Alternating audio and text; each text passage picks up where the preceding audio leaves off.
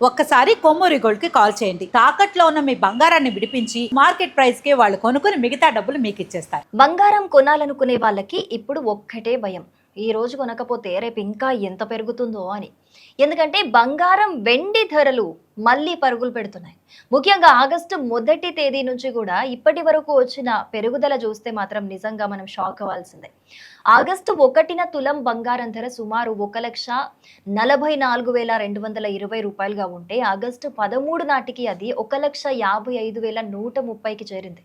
అంటే కేవలం 13 రోజుల్లోనే తులం మీద దాదాపు 10,910 రూపాయలు పెరిగిందన్నమాట.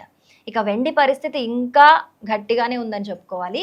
ఆగస్టు 1న హైదరాబాద్లో కిలో వెండి సుమారు 2.35 లక్షలుండగా ఇప్పుడు దాదాపు 2.60 లక్షల స్థాయికి చేరింది. అంటే కిలో మీద సుమారు 25,000 పెరుగుదలైతే మనకి ఇక్కడ కనిపిస్తోంది. ఇక్కడ అసలు విషయం ఏంటంటే బంగారం వెండి ధరలు ఒక్క రోజులో ఇలా పెరిగిపోవడానికి ఒక్క కారణం అయితే, అంటే ఒకటే ఒక కారణం అయితే మనం కన్సిడర్ చేయలేము, అలా ఉండదు కూడా. అంతర్జాతీయ మార్కెట్లో జరుగుతున్న ప్రతి చిన్న పరిణామం కూడా మన దగ్గర అంటే బంగారం ధరలపైనైతే ప్రభావం అనేది ఖచ్చితంగా చూపిస్తుంది.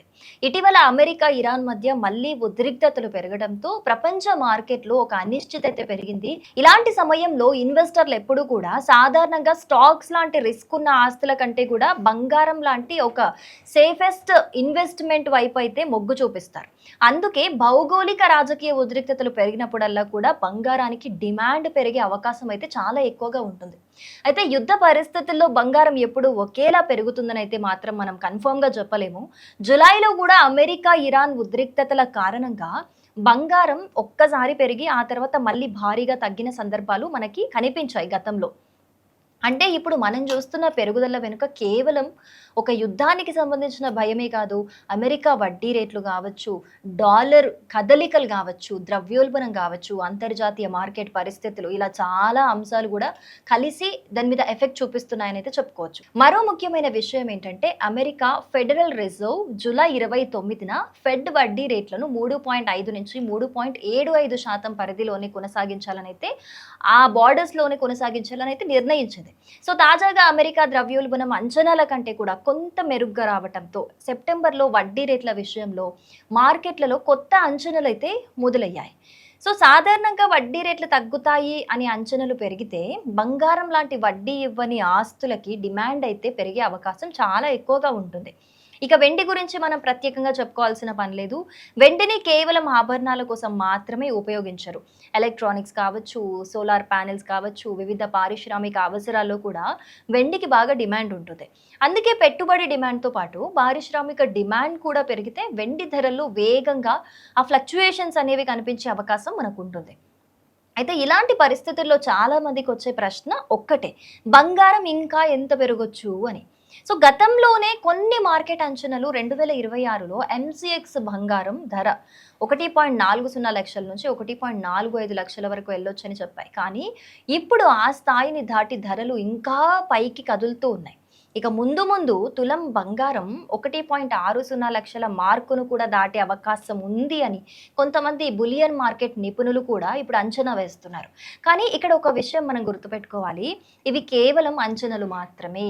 బంగారం ధర ఎప్పుడు పైకి మాత్రమే వెళ్ళదు. అలా గతంలో కూడా మనం చూసాం, ఒక్కసారిగా 1000 రూపాయలు పెరిగినా కూడా తర్వాత అంతే వేగంగా కూడా ధరలు తగ్గిన సందర్భాలు కూడా మనం గతంలో చూసాం. జులైలో కూడా భౌగోళిక ఉద్రిక్తతలు ఉన్నప్పటికీ కూడా బంగారం వెండి ధరలు కొంతకాలం ఒత్తిడికైతే గురైనాయి, అంటే తక్కువలోనే కొనసాగాయి అన్నమాట. అందుకే బంగారం కొనాలనుకునే వాళ్ళు ఇంకా పెరుగుతుంది అనే భయంతో తొందరపడి నిర్ణయం తీసుకోవడం కంటే తమ అవసరం ఏంటి, అసలు ఎంత బడ్జెట్ ఉంది మీకు, ఆభరణాల కోసం కొంటున్నారా బంగారాన్ని, లేకపోతే ఇన్వెస్ట్మెంట్ కోసం కొంటున్నారా అనే విషయాలన్నీ చూసుకొని మీ నిర్ణయం తీసుకోవడం అనేది మంచిది. ముఖ్యంగా మహిళలకైతే ఈ ధరలు నిజంగానే ఒక బ్యాడ్ న్యూస్ అని చెప్పాలి. ఎందుకంటే ఒకప్పుడు తులం బంగారం అంటే 1,00,000 రూపాయల లోపే ఉండేది. ఇప్పుడు అదే తులం ధర 1,50,000 దాటేసింది. పెళ్ళిళ్ళు కావచ్చు, శుభకార్యాలు, పండుగలు వస్తే బంగారం కొనడం అనేది ఆడవాళ్ళకి ముఖ్యంగా తప్పనిసరి అయ్యే కుటుంబాలైతే ఈ పెరుగుదల ప్రభావం వల్ల అవి ఇంకా ఎక్కువగా వాళ్ళని బాధిస్తుందని చెప్పు. ఇక ముందుకు బంగారం వెండి ధరలు ఎటెళ్తున్నాయన్నది అమెరికా వడ్డీ రేట్ల నిర్ణయాలు కావచ్చు, డాలర్ స్ట్రాంగ్ అవుతుందా వీక్ అవుతుందా అనే దాని మీద కావచ్చు, ప్రపంచంలోని యుద్ధ పరిస్థితులు కావచ్చు, అంతర్జాతీయ డిమాండ్ వంటి అంశాలపైన అయితే ఇది ఆధారపడి ఉంటుంది. కాబట్టి ఇప్పటి పరిస్థితి చూస్తే ఒక విషయం మాత్రం మనకి స్పష్టంగా అర్థమవుతుంది. అదేంటంటే బంగారం కొనాలంటే రేట్ తగ్గుతుందేమో అని ఎదురు చూసే పరిస్థితి ఒకవైపు ఉంటే, ఇంకా పెరిగిపోతుందేమో అనే భయం మరోవైపు ఉంది. మరి ఈ బంగారం పరుగుకు ఎక్కడ బ్రేక్ పడుతుందో మనమైతే చూడాల్సి ఉంది.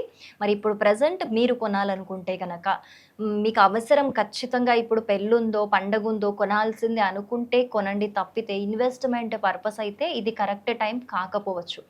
అలా అని చెప్పేసి బంగారం ఇంకా తగ్గుతుందేమో లేకపోతే ఇంకా పెరిగిపోతుందేమో కొంటాను అనే దానికంటే కూడా మీ దగ్గర ఒకవేళ మీరు ఖచ్చితంగా కొనాలని ఫిక్స్ అయితే కొంత ఇన్స్టాల్మెంట్ వైజ్ కొనండి. ఆ 2 నెలలకు ఒకసారి 3 నెలలకు ఒకసారి కొంటే ఫ్యూచర్లో తగ్గినా పెరిగినా మీకు పెద్దగా ఎఫెక్ట్ ఉండకపోవచ్చు. మరి మీరు ప్రజెంట్ బంగారం కొనాలనుకుంటున్నారా లేదా? బంగారం ధరలు బట్టి మీకేం అర్థమైంది తప్పకుండా కమెంట్ చేయండి.